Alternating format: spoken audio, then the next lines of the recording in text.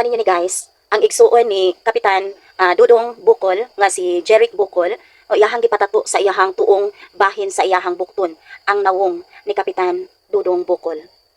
Hello guys. So mao ni siya ang update karon no sa ikaupat nga adlaw sa lamay ni Kapitan Oscar Dudong Bukol Jr. Adiin ang iyahang igsuon nga mao ang first councilor usab no sa 3 de Mayo Digos Davao del Sur nga maoy napuli kaniya no kay isip usa ka first councilor, so automatic yun siya nga napuli sa iyahang maguwang nga si Kapitan Dudong Bukol. So siya na karon ang nahimong kapitan sa 3 de Mayo Digos Davao del Sur. So tungod sa iyahang pagmahal no o pagpangga no sa iyahang magulang nga si Kapitan Dudong Bukol, so iyahang gipatato no ang nawong mismo ni Kapitan Dudong no sa iyahang tuong bahin no sa iyahang bukton.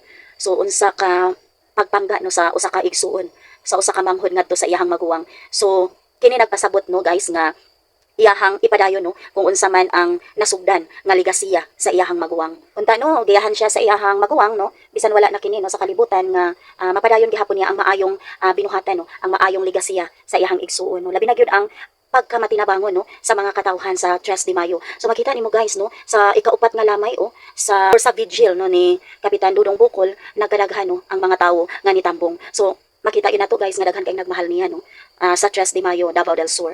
So makaguol kaayo no sa dughan kay nawad-an sila og usa ka haligi no sa ilahang barangay no or sa ilahang lugar nga maoy nga mauuntay mo batbat no mauuntay mo tabang lubutiyag sa kamatuoran no nga walay kulo ka hadlok no wala siya pagduha-duha sa pagtabang labi na gyud sa mga kabus.